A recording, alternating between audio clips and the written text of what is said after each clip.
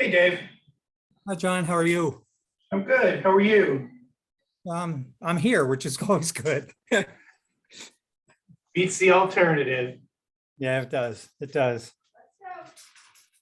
Uh,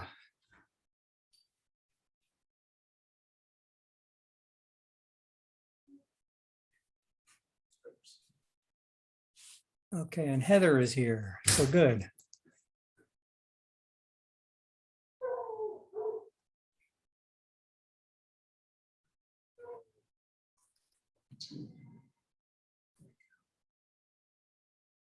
You keep zooming around the building, John.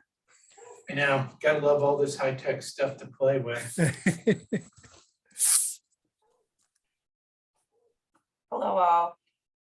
Okay. Hello.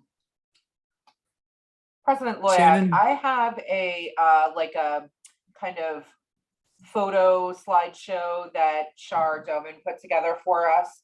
Okay. So really, I thought kind of at any point, if you want to call for that, I can share it. It doesn't have background or voiceover, so you could even continue talking over it, if you wanted to.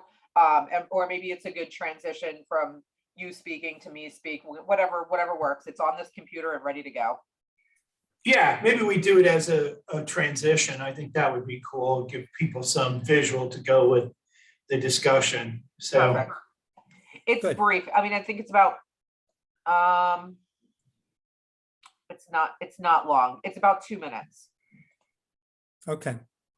sounds You want good. to, I think Shannon has set it up that you guys can share a screen. So do you want to try and see if we can bring them up, whatever you're going to be showing?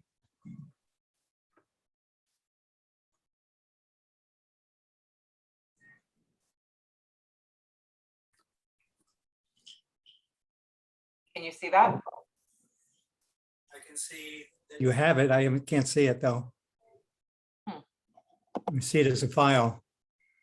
Do you have to And we click on see, it? we see your file lookup, but not the. Right. That's all right. I'm gonna practice here. That's why we do this. Yep. I'm gonna try to share a different way here. And are you okay with me? I'm going to turn it over to John Weidenhammer, but are you okay, John, with you going first and then Heather? Is that the right order? However, we would like to do it. So, Heather, that makes sense to you? That's totally fine by me. Okay. I think John's joining us, but Like I said, I'm figuring out how I'm gonna share this here. we'll give you a minute. It's okay. Talk amongst yourselves. uh,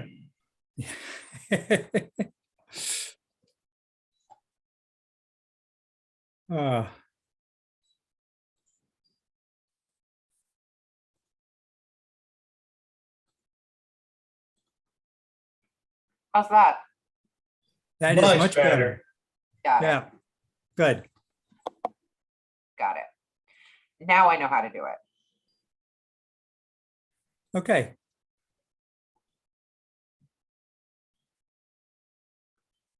And is that it in terms of stuff we have to present? Yeah, I think so, right? Otherwise, we're just sort of talking to the partnership and relationship and give a little history of all that. And I can explain how it fits into College Town. Heather can explain how it fits into their strategy. So, Sure. I figured, your presentation at your dinner the other night was fantastic about like the vision of College Town and, what the concept is here for the community, for students, for the university. And if you want to wrap BCTV in on that at some point when we transition, I'm going to talk about the pillars of our strategic plan and how this facilities piece has really started off on an ambitious pathway to kind of become a little bit more, become a little bit more adaptive and resilient in the community with the opportunities that we have in experiential learning, working with the university and visibility and awareness. So great. Perfect. Yeah, we can't miss you now that you're on 401 Penn Street. Every time I'm leaving, somebody's in the studio being interviewed. It's super exciting and people are really knocked out with the space. I mean, not just the space that we're in, but the whole building is so cool. Yeah. I just sent a referral to Chris Nolt this morning. I had a videography company reach out to me that they were looking for a spot to shoot in Reading. They needed a very modern backdrop to do some interviews. And I was like, I'm just going to connect you with Chris because you should be doing it here in this building. Yeah, right? Hopefully they'll be shooting a film here tomorrow. That'll be cool. Oh, that's neat. Yeah, I ran into Jody Radosh and a group of students last week walking up Penn Street and got talking with the students, and they said they just love College Town. The building's wonderful. It's neat to be downtown. Didn't have any idea what restaurants were available to eat in downtown, but they were still excited about being there. So that's really cool. Yeah, I think the residential students have figured that all out. I think those that are coming back and forth, haven't quite gotten into that routine yet, but I think they were actually coming up to see us, Dave. So Yeah, they were. As they were walking, so They told me that you invited them to the dinner. I did, yeah. They were all excited to sort of see the behind the scenes stuff, so Yeah. it Yeah, worked they out told me really about it. nicely. I'm gonna Yeah. grab some coffee, but I'll be back. Okay, we've got a few more minutes yet. And we only have one person in the waiting room, so. Or wait, How are you, Dave? oh, let me admit John here.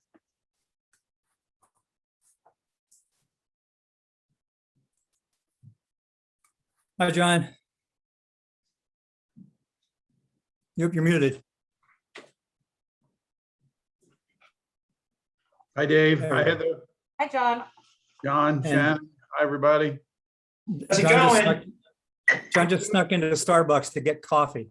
Yeah, I'm out of my coffee pot at the moment. Starbucks, I can only do lattes. They're basic coffee for me. It's a little too overpowering, so. Yeah, it is. It is. I agree. I went to a presentation a couple of years ago that their chief marketing officer Right. made at the share. Dave, you might have been there at the DoubleTree. And I organized it. It was an opaque lecture. oh, okay. And he advised us that they intentionally go for that sort of burnt taste. That is. Yeah, it's their trademark, right? It's not bad coffee. It's that they seek to deliver that Yeah. taste, which I don't get it, but Yeah, so if I'm just drinking black coffee, it's not theirs. yeah, right. Exactly. But a latte, I assume this afternoon I'll wander down and see how well they do with pumpkin spice lattes.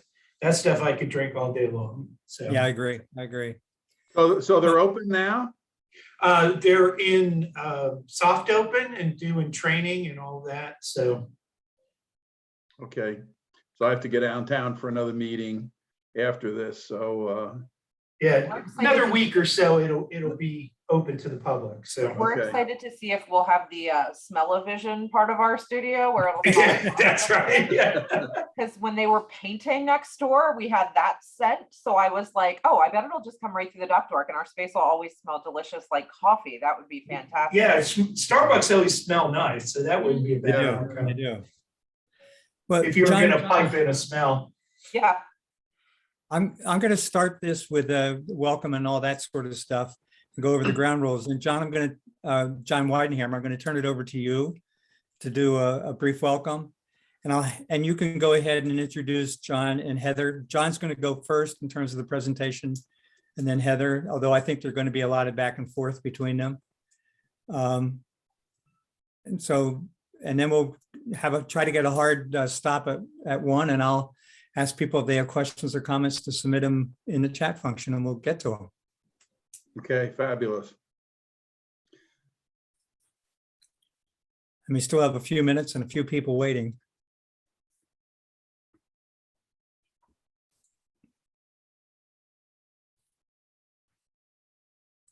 John, have you moved your office? Yeah, I'm in downtown my yet? new high-tech conference room. Oh, awesome. It's beautiful. Stop in and say hi. I will. one tip for the future, you need a little more light on your face. Oh, I can take care of that. I like it dim in the conference room if no one's here. That's my fault. Is that better? Much better, much better. Much better. I'm with you. I rarely turn the light on in my office, but for this, I have a little supplemental light over here to my left that I can turn on and off to put a little light on my face. Yeah, my office goes along the courtyard, so on a sunny day, you really don't need the lights on. Yeah. Gets plenty Oh, of yeah. outside light. It's really nice. By the way, the president's dinner was fabulous. Oh, well, thank you for saying so. And what made it, I guess, better than normal was the quality of the speakers was really good. I didn't realize that Tim Daly was quite the comic that he turned Oh, out. yeah, Tim's awesome. Oh, yeah. He will keep you entertained, that's for Yeah, sure. well, he did, but all the speakers were really good, and I didn't, sometimes you go to a dinner like that and there are moments when it's sort of dragging, and that didn't happen at all. So it was really well Well, I'm done. glad to hear that. That seems to be the consensus. I got a lot of notes and have bumped into people on the way out and since then, so. I saw Craig Poole the next day, and he was offended that some people were calling his short rib pot roast. Oh, well, if So that's the worst thing that happened, that Yeah, we'll all live. It was good, whatever it was, so yeah. I Well, enjoyed it. yeah, he was unhappy that people didn't realize it was a short rib that he had braised and cooked for hours. Okay, I'm going to start letting people in if that's okay. Sure. Sure, let's rock and roll.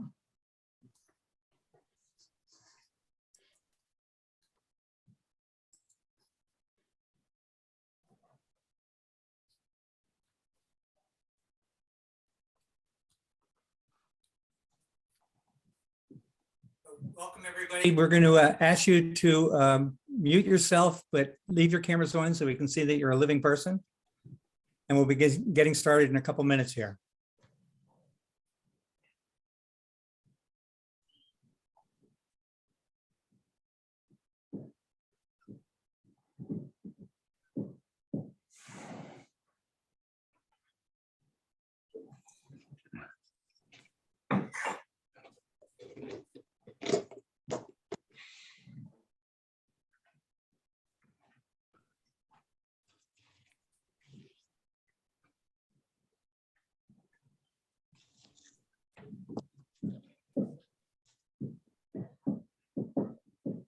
John always points out I should probably be singing songs or playing music, and probably more playing the music than singing the songs.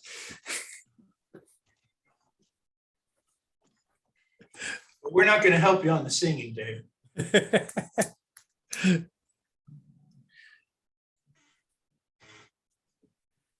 Okay, I think we will get started. We know we're going to have some more people joining us as we go along here. My name is Dave Myers. I want to welcome you all to this Spotlight program by the Berks Alliance. This is our second venture in this new type of program. We did one in September where we looked at the Drexel Medical School, and it was a very interesting and inspiring thing. So we decided to move on and highlight some other interesting and great things happening in our community. So hopefully we will continue this series along with our community forums. We're going to ask you to mute your speaker while you're in the meeting. Leave your cameras on because it's always good to see live people. We are recording this event, and we will share the recording with everybody who registered for the event. So you'll get a copy of this that you can look at forever if you like. We're going to ask you if you have questions or comments to submit them on the chat function, which you'll find at the bottom of the screen. We'll collect those and ask those when we get to the end of the program. If we don't get them all answered, we will share them with our presenters and ask them to get back some comments to us and share that with you as well. So On behalf of the Berks Alliance, I want to welcome you all, and I want to turn this over now to the chairman of the Berks Alliance to do an even better welcome than I just did. I don't know if I qualify for that, Dave, but in any event, welcome everybody. Good afternoon. I'm John Weidenhammer, and I'm the chair of the Berks Alliance. And for those of you who aren't familiar with the Berks Alliance, it's a collaboration of anchor institutions in our community, and we're focused on community development. We're particularly interested in trying to make sure that we're working to improve the health, wealth, and education attainment of the citizens of Reading and Berks County. We also work to make sure that there's an adequate supply of living wage jobs in our community, and also that we have an adequate supply of people to fill those jobs. And as Dave said, this is the second in our Spotlight series where we're trying to highlight organizations that we think are making great progress toward changing the fabric of the way Reading and Berks County works. So we're delighted that you can be with us this afternoon. Dave, thanks for your efforts to organize this session. And also I thank our two presenters, the first of which is John Loyack. John is the president of Alvernia University. I'm a trustee there, and we're making great progress at Alvernia, and John's going to share some of that with you. And also our second presenter is Heather Adams. Heather is the CEO of Berks Community TV. BCTV has been a groundbreaker in community broadcasting for many, many years. One of the great assets, and I hope everybody takes advantage of this, one of the great assets of BCTV is they have an archive of their programs that you can really dial up at any time. And there's a search available, and you can play back the archive of their programming. I don't know how many years it goes back. Heather will probably tell us about that, but it's a very extensive library. So again, we welcome our presenters. We welcome all of you to the meeting this afternoon. Without further ado, I'll turn it over to John Loyack. John, take it away. Thanks, John. It's always fun to have your boss on the phone while you're doing one of these, so appreciate it. So welcome, everyone. Some of you, because I can see faces, will have heard some of this at the President's Dinner. I'll try to do it from a slightly different point of view and then do a connection back to the BCTV relationship before I hand it over to Heather. But College Town for us is our strategic enabler that's allowing us to implement our Alvernia Advantage strategic plan. So we want to deliver 5 things to students. I'll mention them. I'm only, if you're at the President's Dinner, you got an explanation of all 5. I'm only really going to focus on 1. But just to put it into context, we teach a value system. We think today that's a pretty important thing, particularly since our values bring people to the center. We put students out in the community to bring that to life through experiential learning through service. I'm sure many of you are engaged with our students and faculty in the Holleran Center and have been over the years, and we continue to expand that effort and make it more of an academic experiential learning exercise with values entwined. We teach a very rigorous liberal arts core because we think we need to create good thinkers who can adapt to changing technology over time. We're a technical major school, even though we started as a small liberal arts college, so we teach some great technical majors, and we want to make sure that our facilities are also world-class, which is part of the College Town enabling. But most importantly, what College Town does for us is we're all about experiential applied learning. So whatever program you're in, if you're at Alvernia University now, 2 years ago, about 60% of our students got experiential learning in their major. Today, 100% of our students get experiential learning. One of the critical facets of the project in downtown is you don't even have to leave the building to get experiential learning. Our engineering partners, PhDs, will be teaching in our programs in our labs. Entrepreneurs from Rodney's incubator, and I saw Rodney's face on here somewhere, can walk down to our labs and mock up a product and work with students and faculty and our partners to do it. Our business students, and we call them student fellows, the full-time students who work with entrepreneurs in the paid business incubator, all can do that and never leave the building. If you're a communication student, and we're big on refreshing programs and getting the facilities and technology up to date. You can literally walk right down to Hall to Heather and participate in the academic partnership that we created with BCTV, the mega radio station. People like Community First Fund and Visions Credit Union are right here in the building working with our students and entrepreneurs, building businesses, working with small businesses. And that's really the community we were trying to create, is build that experiential learning model, make sure we have world-class facilities, whether it's engineering, business, communications, you name the major, and that experiential learning is built into the process from the beginning to the end. And many of our health science majors, by design, that's been true for years, and many of our other majors, and certainly within the new programs, we're making sure that that's built in as we refresh them and as we build out new programs like engineering, which is part of the downtown effort and part of the downtown. We did what we did downtown for a handful of reasons, and it's up and functional. So if you haven't seen it, you weren't here for the ribbon cutting or have had another reason to come downtown, please come down and see us. I'm down here full time now, so you can just knock on the glass in the courtyard and come on in and say hello. But we saw some real advantages. The first is we could have never afforded to do what we're doing and have the impact that it's having and develop the partnerships that frankly allowed a mid-sized institution like Alvernia to do these things without being in the downtown. So we chose downtown Reading. That was not by accident. We think it's the perfect place for us to reside and build out our strategic plan. We bought 401 Penn for about $1 million, which means we paid $2.46 a square foot for the infrastructure that this building sits in.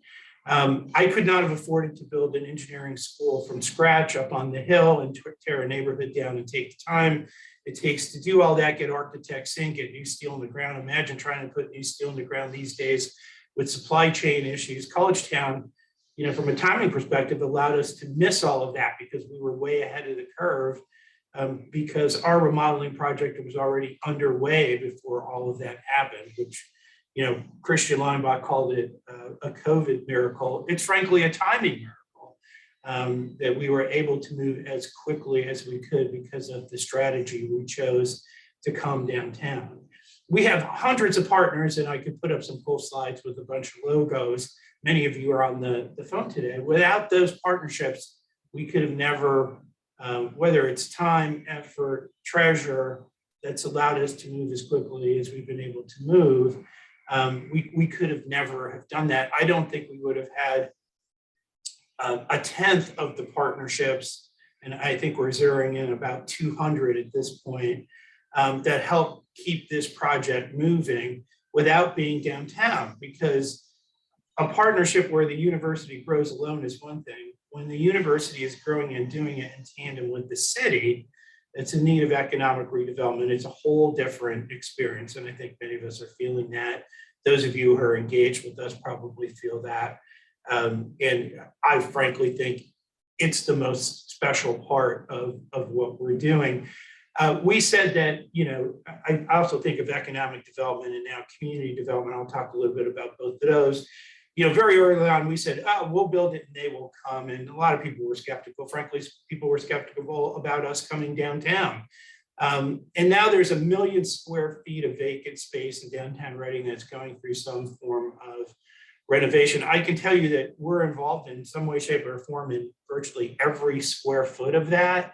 And having a university bring customers, permanent customers, to a downtown, frankly, tilts the scale towards economic redevelopment. And we're also trying to be very helpful, whether it's our business incubator, helping them sell future space as they redevelop, or help attract renters as they develop new rental properties in the city, or just help them get through the process. Because frankly, we're the poster child for maneuvering through a process. I heard early on in the city of Reading, you can never get anything done. Well, we bought a building and 18 months later spent $20 million, and here we are doing all these neat things downtown, and we're already planning phase 2 because that process was so smooth and so cooperative that we're willing to invest more, and clearly others are too. That example, I think, needed to be set. I think the mayor's done a great job of saying the city's open for business. And it's great to be the poster child for a successful execution of all of that. We also think, and if Rodney were speaking with me here, he would say it too. We did a college town model in northeastern Pennsylvania that did all the things we just talked about. The one thing it didn't do was go into grassroots community and find connections to be able to bring the culture, music, food, art of those communities and connect the communities to college town from the grassroots level up.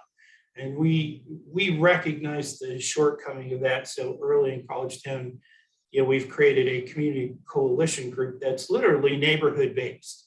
And we're working with them on all those things and many more. It's now split into some committees. Because to bring the full value, I think, of a university to the downtown, the local individual communities that make up the city need to be a part of that. And so we're working to get that off the ground and build those partnerships as well. I think our first success was with the art community. We're now incubating artists. It's our goal to have a retail art community and work with the Goggle Works to make sure that that all comes to life.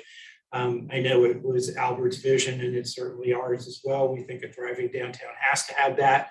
Thriving downtown has to have restaurants. We're working on several initiatives with the incubator to get restaurant tours moving and created in the city to build that vibe. We certainly have our students living in the downtown to create that vibe and so much more. So that's just, I think, a little overview of College Town. I shared what was next at the President's Dinner, so I'll share it here. We're doing a small College Town effort in Pottsville because we have a community-based adult learner campus up there that's growing, that needs new space. We moved it into the downtown. We moved Rodney's student fellows and business incubators into the city, and we're working with them. On a similar model, we should probably start construction. We have a facility under contract. We should start construction in downtown Pottsville in the spring. And phase 2 of Reading College Town is well underway from a design perspective. The next phase will be more engineering. We did 3 engineering laterals. We'll do 4 more as part of phase 2. We had great success in attracting students without an accreditation facility or faculty. So we're very optimistic about what we can do once we have all of those and are ready to start thinking about the next wave of programming. But frankly, the biggest focus of the next wave will be health sciences. We just approved a new physician assistant program in the spring that needs a home. It will be here at 401 Penn. Dave mentioned that your last spotlight was Drexel. Well, half of the docs that come out of that Drexel program, national statistics say, will stay in the Reading area. They will need PAs. There's not a PA program in the area. We'll be providing those PAs, and we're doing it in partnership with some of the health organizations here. You'll see announcements on that in the coming weeks. Our nursing program is bursting at the seams, and it will be the next program to go through a refresh. So we'll take the space on the main campus, which is now nursing, and turn it into more biology, chemistry, and physics labs, because we need that as core education for the new programs, and bring nursing downtown. And we have one other large healthcare program under design, which we'll be announcing over the next 6 or 8 months. All of that will come downtown, and we hope to do a community clinic with some partners where our OTs, PTs, PAs, nurses, faculty can all work to provide some free healthcare service. We know healthcare is an issue for the city, and get some clinical rotation and experiential learning right in the building at the same time. And that's a great lead in to Heather in BCTV. She is one of those partners where we're doing experiential learning together. I got in trouble in December of 2019 in John's building when I announced that we would like to have them as a partner, but as it turned out, we did. So I guess no harm, no foul in the long end. But this relationship with BCTV is an excellent example of that experiential learning model, and yet creating economic, social community development in the downtown with a partner. We have a full multi-page academic partnership agreement with Heather and BCTV That's why they're here, not because it's neat space or they just wanted to move somewhere. Christian Leinbach, who helped lead that effort, will tell you that the whole rationale for wanting to be at 401 Penn was the academic partnership, and it certainly was for us. That brings experiential learning right here. It brings a cool vibe into the city to have the TV station running. I'm usually leaving at night and going past it on Penn Street. Somebody's in there being interviewed or some activities going on. It's a nice addition to the downtown. As soon as we get our business lab tickers up, you'll see stock prices on 401 Penn Street too in our business labs. Those are the kinds of things we're trying to create with the facility. And Heather and BCTV are off to a great start in the partnership. And so I'm going to hand it to her. She can give it to you from her mission perspective and her point of view, but just a great example of a partnership right here in the building. Kids don't have to leave to get that experience. It's just built right into the program. Thank you, President Loyack. I'm Heather Adams. I'm the Executive Director for Berks Community Television, and John's presentation gave me enough time to get completely nervous about giving this presentation once I flipped through and saw that I know so many of you. So we are thrilled to be a part of College Town. We're really excited to be at 401 Penn. Without giving a 45-year history, I'll just back up to 2019. BCTV had embarked on a strategic planning process, which is often where these types of changes start. Our board and our staff work together to really define the focus items that were going to be imperative to the future of our organization. We were quite aware of the fact that what got us here was not going to get us there. The media landscape was changing incredibly quickly, and while we were picking up new tricks along the way, there was a lot of elements to community media that we really wanted to bring to life within Berks Community Television for the Berks County community. We were setting the guideposts for like a long-term improvement, and we really set 5 pillars. And like John said, I won't go through all 5 of them, but I'll run through them and focus on one, which is the focal point of the conversation today. We started looking at content development. So really how and why and in what format we're getting content and how it's aggregated and distributed across our platforms. So as most people know, we run 2 cable channels. One is our public access channel, BCTV. The other is a government access channel, or the MAC, Municipal Access Channel, for the city of Reading.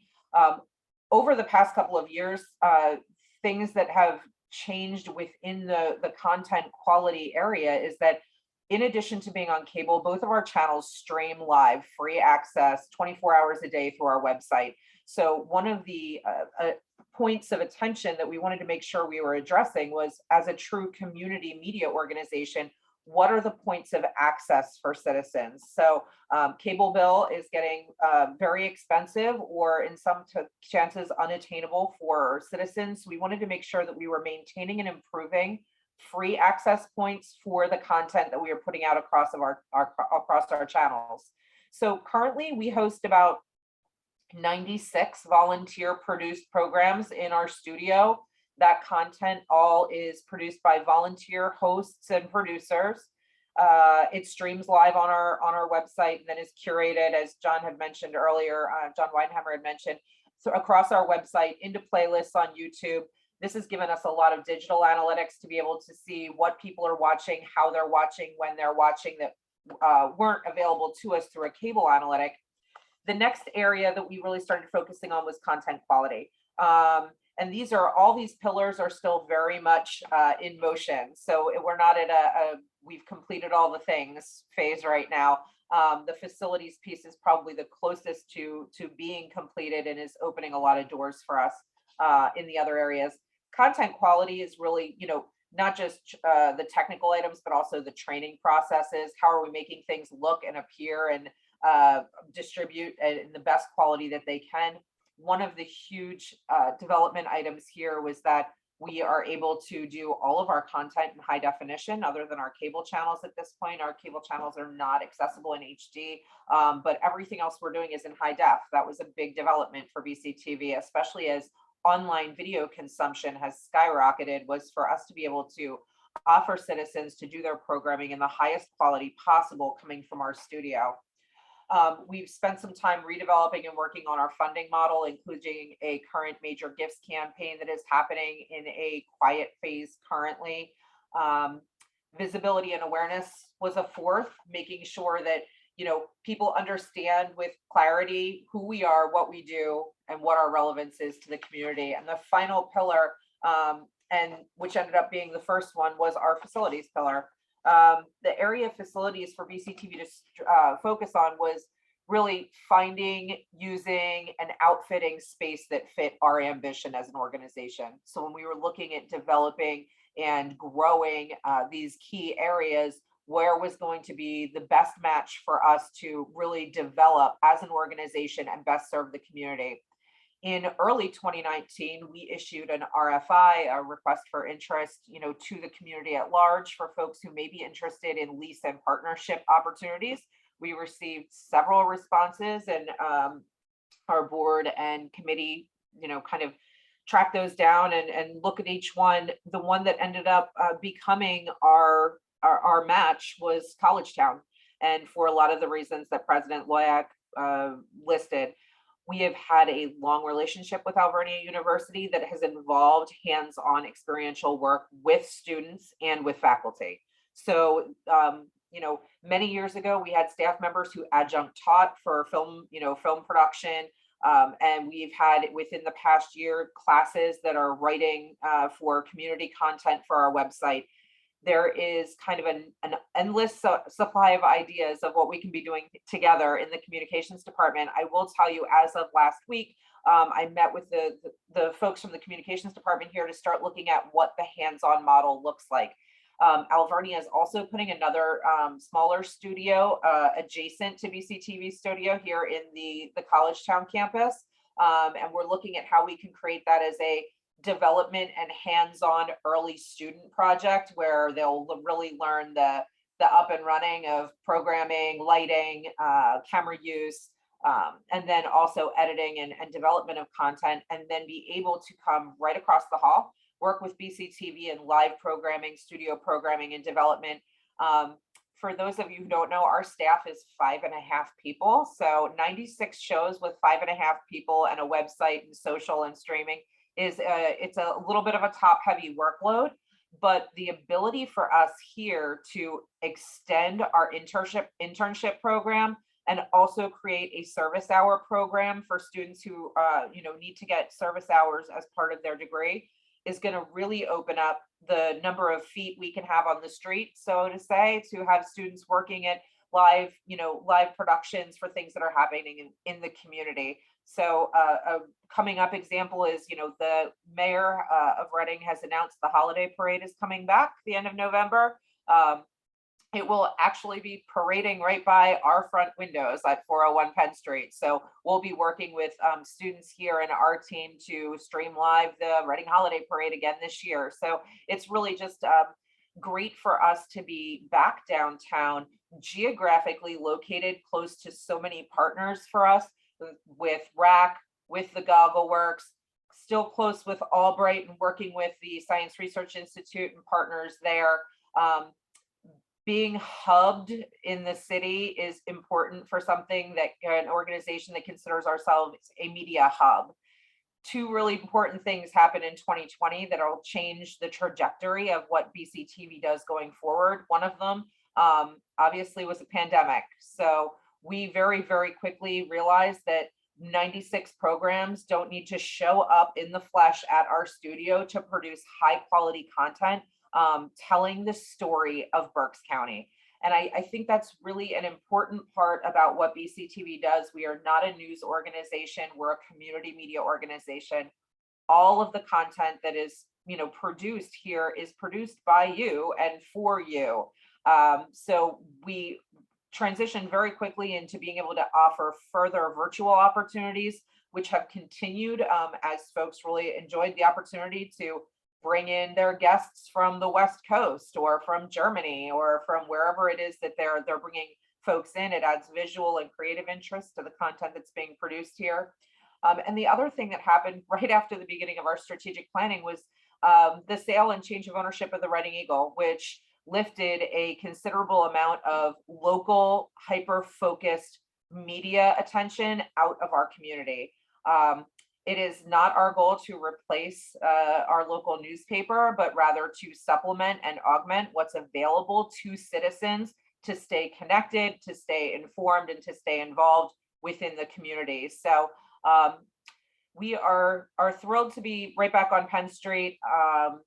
Partnerships are going to be starting as early as next week with the communications department, and it's been a great experience so far to be working with them, knowing that there is a true educational outcome that we can be helping to deliver as a community organization. So it's an exciting development for us. John, I have the quick photo gallery from your team of the building, if you would like me to show that. Yeah, I think that'd be great for people who haven't had a chance to see it. Sure. And if so it does not have an audio track, I will share it, but you can certainly continue to converse over top if you'd like to.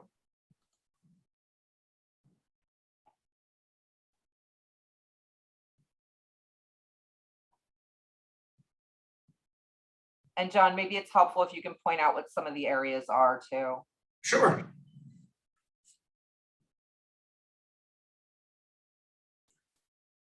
So that's what it looked like before we got started. They actually got me up on a scaffold in the truck as they were putting the signage up, which was a lot of fun. That's our lobby. So come on and see it. That hole in the floor is where our engineering labs are. That's our BCTV signing. And the studio looking out at 401 Penn.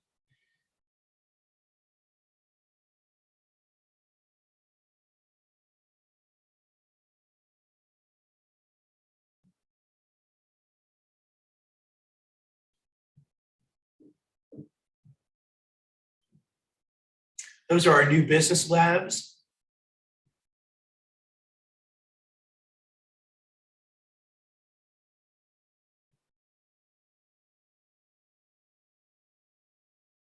That's the lobby downstairs where we have engineering and esports and the business incubator. There's some shots of the business incubator, which by the way is already full. And just some general classroom space. That's our new esports arena. I was saying at the president's dinner, it's the first time in my presidency we beat a D1 school because we beat Kansas State University the other day. This is the student living, and obviously the other reason why we're downtown is we needed dorm space and been able to create some real attractive space with some beautiful views of the city. And Starbucks. Within a week, it should be open to the public, so come down and have a latte with us. Great. Well, thank you both. That's really fascinating. I'm going to suggest again, if you have questions or comments and want to submit them, to do that through the chat function. There are a number of things that have sort of surfaced. To me, one of the significant things about this is it really emphasizes the importance of collaboration. Could you both talk just a little bit more about why that's important, how that's made, what's made that possible? John, Heather, do you want to start? Or I can start. Go right ahead. Again, for us, College Town has opened the door to so many partnerships. And I think you get the sense, we have a lot of ideas, then you get to listen to Heather's ideas. Then if you can partner and help facilitate those ideas, it generates another set of ideas. Frankly, at this stage, it's hard for us to keep up with all the ideas. But it's a great thing to have. It changes the student experience. It changes the downtown. These kinds of partnerships are wonderful. Heather gets resources right in where everyone is working to produce their product because they're a partner with us in the facility downtown. We get experiential learning right in the same facility downtown. It grows both missions, it grows both sets of opportunities.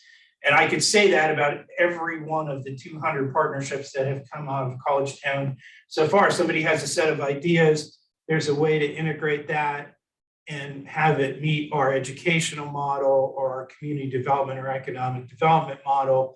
we work together. It brings a series of ideas. It's why within a year, we went from no business incubator in Reading to one who's incubated 100 businesses, because people shared the vision, people wanted to help, people were involved, people want small businesses to grow, want to work with students. And we were able to put all that in place so quickly, just as another example, just like Heather's partnership on communication. So I'll turn it over to Heather. Yeah, I think you got it all. But it's pretty cool. It's the coolest thing about College Town. Buildings are nice, and it's nice that kids are living downtown and they spend money, and that's great for economic redevelopment. They attract others because they're customers. But all of the neat things that you could have just never planned or designed that have come out of people interested in a common goal has been just absolutely amazing. And again, we couldn't have done it being up on the hill. If you want to change the downtown, you have to be in the downtown. You can't be on the side of it. You can't be in the suburbs. You can't be away from it. You have to be in it to change it. And it's been a fun experience for us and our students. Well, John, there was some risk in doing this, some risk in coming downtown, and I'm sure there were challenges. Do you want to talk a little bit about some of those? I mean, you Yeah, had to so do with parking. Yeah, I have an interesting point of view. I've lived in Philadelphia. We did this in Wilkes-Barre when it had the highest murder rate per capita in the country. I think, frankly, the whole downtown thing, not that the downtown doesn't have problems or there's not crime or things don't happen that we'd rather not have happen, but I think people have blown it into something that it just really isn't. And you were telling me, Dave, about running into a group of our students as they were walking up the street the other day, and you should share what the feedback was. Oh, they loved it. They loved downtown. Right? They loved being there. They loved the building. Yeah. Yeah, we have, a whole wave of first development housing here. You saw that. The kids who are living in the downtown love living in the downtown. They love being able to walk out and grab a piece of pizza or grab a beer. They're all upperclassmen or graduate students. But I mean, that's the beauty of the model is the downtown has a lot to offer. And, we're working with the city on safety issues and all of that, and we always will, but, and have our own security as someone should in any city. But frankly, I think we overdo that, but we did have to work through a lot of issues, right? So we had to change zoning and planning rules because you couldn't have loft living or dormitories or a university on Penn Street. And so we had to change all of that.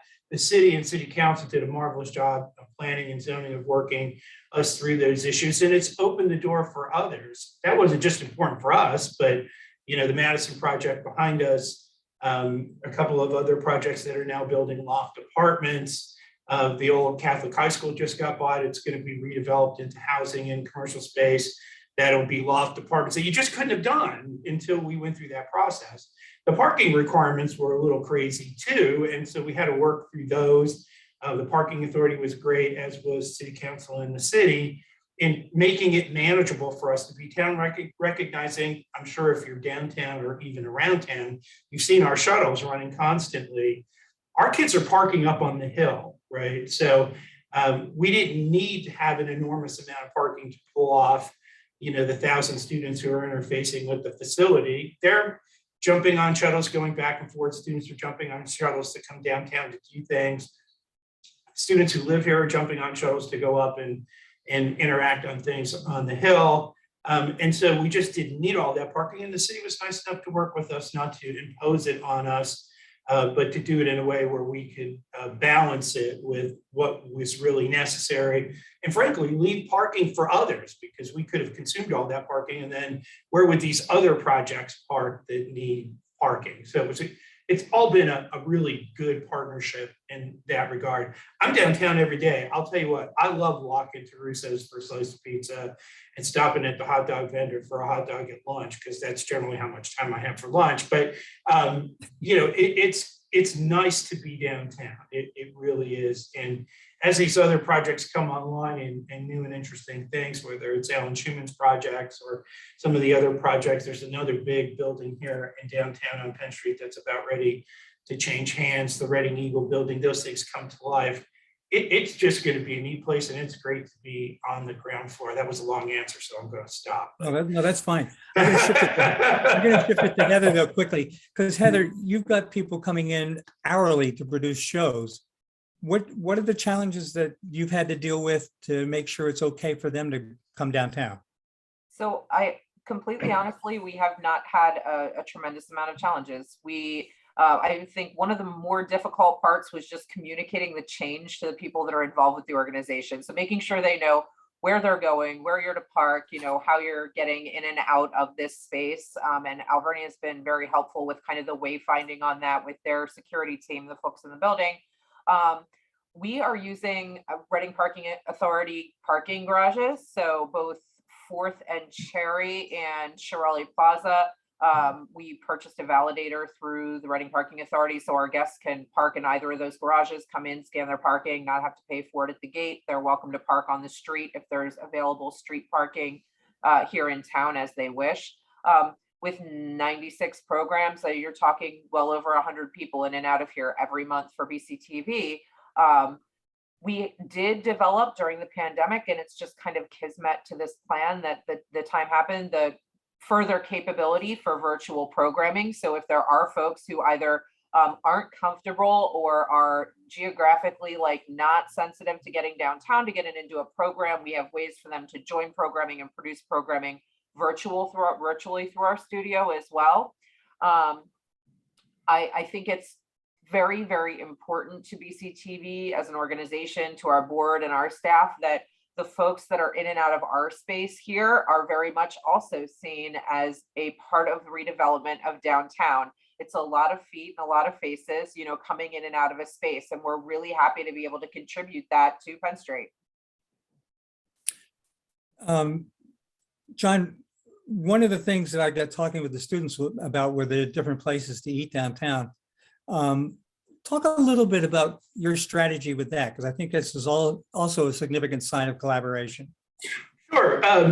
We sent some of our student fellows out, before a few weeks before we headed downtown, to reach out to the local restaurateurs to get swipe cards in place so students could easily access their food facility. We see this all as a partnership, right? So, and frankly, at this stage now, after a $20 million investment in a phase 2, not that far away, it's in our best interest because it's our campus. The downtown now has become our campus. So the more fun it is, the cooler it is, the better the restaurants do.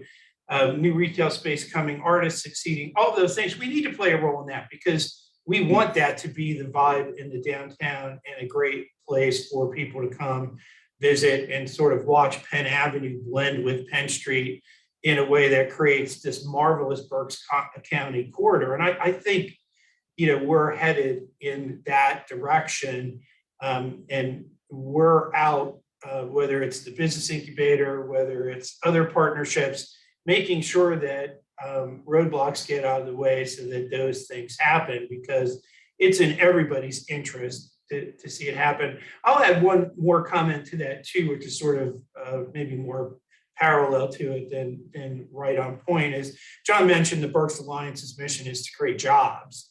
It's ours too. So, and talent, obviously the talent thing I think is obvious as a university, but we want to create jobs too. So we created a student-centered business incubator to give our students experiential learning, and imagine the resume you get if you've been a fellow for a couple of years and you've worked with entrepreneurs and small businesses and helped those businesses. We had 10 of them graduate after the first year. All 10 had immediate jobs. 6 of them stayed in the area. So we created Brain Gain because they had worked with companies and small businesses and entrepreneurs here who hired them coming out of college. We'll have 50 of those up and running this year, getting out into the community to do that. And then the entrepreneurs who stay and build businesses in the community create the jobs. We create jobs. we have great paying jobs here. We pay for your family's education, healthcare, retirement, all that. We pick Starbucks as a partner because they do the same thing. They pay a living wage, they pay healthcare, they have profit sharing, they'll help you with your education. We want those kinds of employers, and Craig Poole taught me this model. I didn't make it up myself, which is get walk to work jobs in the downtown, right? That's what we need to employ people and change the standard of living and provide quality of life for families in the downtown. We want to be part of that too. So I think it's, if we can help a business and help it grow and they can create living wage, walk to work jobs, if we can help do it through our partnerships, we're dedicated to that model. And I'm also on John's board at the Berks Alliance, but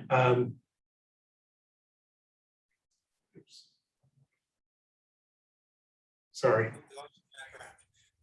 But I think that plays a part in it too. We have to, somebody has to help drive that in a direction. And I think as a university, we have a lot of brain power that we can put on those kinds of things and work with our partners to bring it to life, bring jobs to life, bring activity to life. Great. Well, Reading now has 2 colleges located on Penn Street. What are the opportunities for the 2 of you to talk about partnerships with RAC? What kind of does this location do in terms of creating those kinds of opportunities or expanding opportunities that exist? Yeah, funny enough, Susan Looney was the person who came up with the idea when I was doing transition into the presidency, which took 6 months, which was a long time. So about 3 months through it, I got bored and I was trying to think about what I would do next. And we got talking about College Town in Wilkes-Barre at lunch. She was like, well, I'd love to come up and see what you're doing. And that triggered 13 groups from Berks County who went up to get a chance to see what we were doing, which frankly, I think helped bring this to life. So Susan's been an early partner. RAC has been an early partner. We certainly have had a lot of relationships with RAC, but are working on a series of others around academic programming and other experiences that we can share now that we're in the downtown. So we see RAC as a wonderful partner and one that I think you'll see a lot of relationships grow out of over the next few years as we're actually finally here and just not talking about being here to build those academic and other partnerships. Are there any opportunities for you that you can see? Sure. I think, we definitely want to continue a relationship with RAC in the fact that, we work with them for content distribution, and they were actually folks from RAC, Dr. Looney and Dave Hassan were just in last week to do a show here at BCTV, and that's going to continue.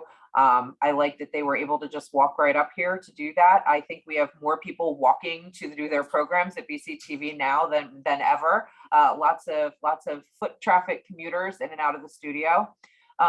We have a terrific relationship with the Miller Center and their new director there, Megan Chappelle, and I have met to talk about using that as an additional live stream, larger scale type of stage for larger productions.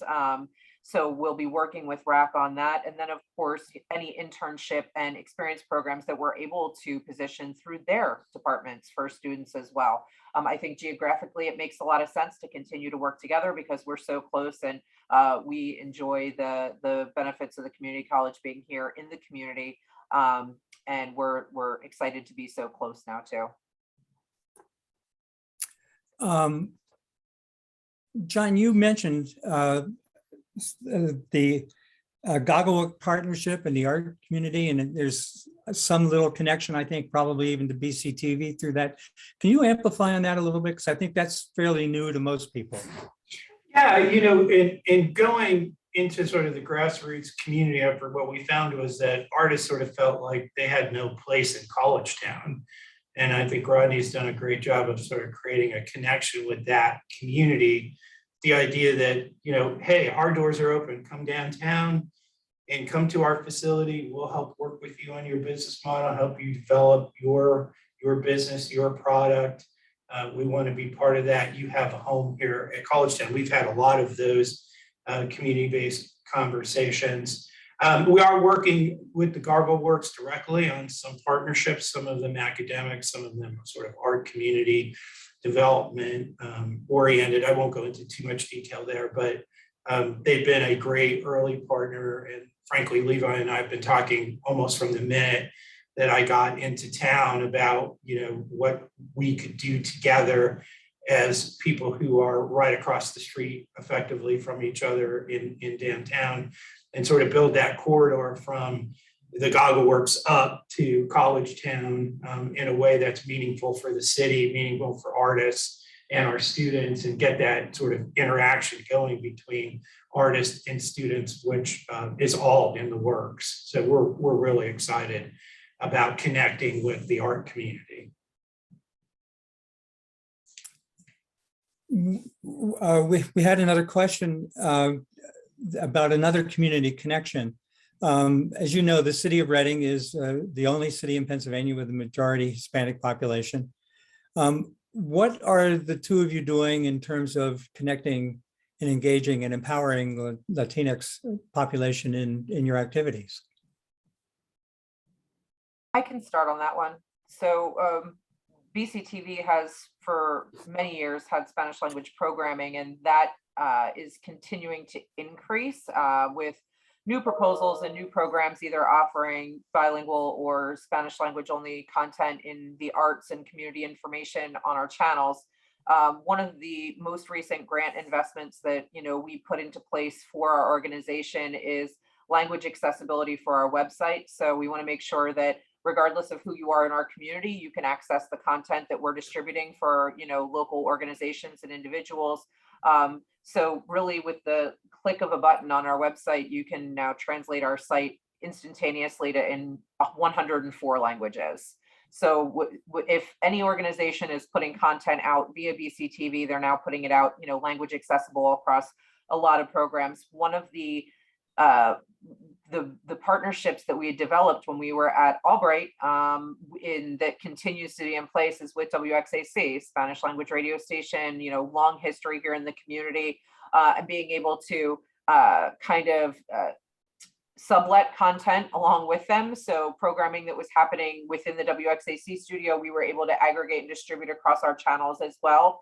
So I think we're seeing, increased content coming into our programming from the Latino community, and that's certainly not slowing down at all. So I think that's where we're at right now, is trying to be as inclusive as we can be, trying to be as open door to our new neighbors downtown, and continue to grow a representative audience from our community. Yeah, we too have, as I think many people know, a long history with connecting, particularly on education, with the downtown Reading community, whether it's Reading Scholars or the South Reading Youth Initiative that focuses on that. But frankly, College Town allows us to take that to a whole new level, whether it's creating walk to work jobs and affecting community that way, or our community coalition work, which is trying all the rich resources from the individual neighborhoods forward in a way that continue to grow and develop the city and the vibe of the city. We're certainly committed to those communities, whether it's educating their children, providing jobs, or the community coalition work that we're doing to bring it all to life. So we think that, frankly, is one of the neatest things that College Town will do in the long run. Buildings will come and go, and people will forget that our building is even here because there'll be so much other activity going on. But how do we connect all that activity actively to the community, make sure those neighborhoods have a voice, and that we bring the beautiful things forward from those neighborhoods to create the vibe in the city? And I think the city strategic plan has a little of that in it as well. And we can certainly help facilitate that, and are doing it, and we'll certainly continue to be dedicated to do it. You have a radio station that's also going to be located in the building, is that right? That's right. Yeah, LeMake is a partner of ours, and one of the Right. other communication experiential partners that we'll have here. They're right next to us at BCTV. Yeah. Right next to us. One-stop shop.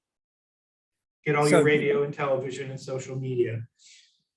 So John, one question, why engineering? It's a very expensive program. Why did you decide to use that as one of the major forces in this?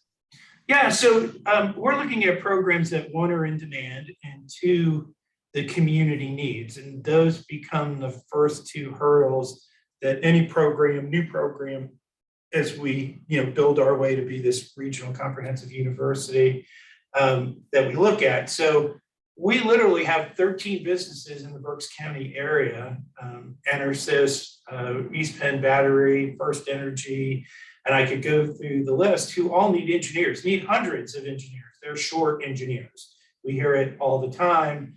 And we started working with them on the concept, 2 years ago when Rodney and I first got into town. Tell us what you want. Tell us what programs you want.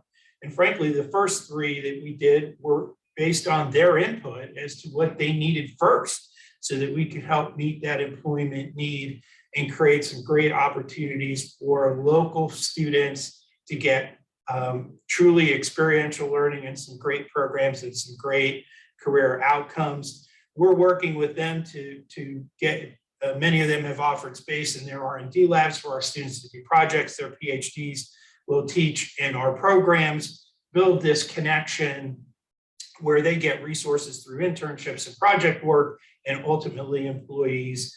And I think everybody struggles with bringing engineers in from outside the area who then wind up leaving versus building them from the community up, and they wind up staying, becoming part of the community, create the brain gain that we need here in Reading. So that's a long answer as to why we picked engineering. But that's why we picked engineering. And again, having a facility that the core and shell cost us very little, partners who are helping us develop those programs with time, talent, and treasure, is how we're doing it, because we wouldn't have been able to do engineering programs all by ourselves. But the model really does help facilitate the build out of that. Same reason why we're doing a physician assistant program. The community needs it, right? It just doesn't exist. Drexel's coming into the region really changes that whole dynamic. Somebody needs to fill that space. We're working to fill that space. It's true with all the other programs that we're looking at. There's a lot of things in the region that really don't exist that employers need and students are interested in. And that's really the sweet spot that we're focused in. Cool. So it's planting seeds for the future of the community. Exactly. So let me ask this question for both of you. 5 years from now, what does College Town look like? What does BCTV look like? What does Reading look like because of what you're doing? Sorry to dump that on you. So John, if you don't mind, I'll jump in here. So Yeah, sure. we're continuing to execute on a lot of these strategic things. So we think that, in 5 years, BCTV is going to look more technologically savvy, more accessible, and more inclusive. Quite honestly, we're making these moves because we have to. Whatever organization or entity or demographic you work in right now, I'm sure you're hearing how important it is to tell your story. Tell your story. You need to tell your story. You need to tell the story. And what BCTV is doing as an organization is we're allowing our community to tell our story. And with additional reach outside of our cable channels, we're able to tell Berks County's story to the world. So keeping these platforms open and accessible and populating them with the people who can truly show what our community is like, what it's doing, and what it's seeing is super important to our mission. We want to be here to empower people and engage community through media. And that means developing more opportunities to train folks to participate, to hand over cameras, and to be represented throughout the community as the storytellers here for Berks County. Yeah, Dave, and you've heard me say this before. So Rodney and I worked on a model like this up in Wilkes-Barre. And so the colleges were the first to invest, and then many others followed. So broken glass became restaurants, vacant bank buildings became loft apartment living. And then we knew we really got it right when Berkshire Hathaway moved their guard insurance operations from all over the country and brought 1,200 employees to the biggest building in downtown.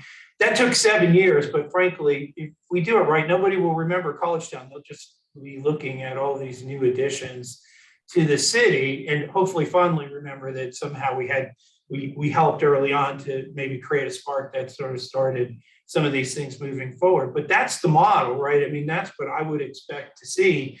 And, you know, Heather getting that information out and helping to tell the story and others is all part of that mix of we're all working together to bring the city back to life, not the way it was, you know, in the 50s or 40s or 60s before shopping malls. I remember Wilkes-Barre before shopping malls. I'm that old.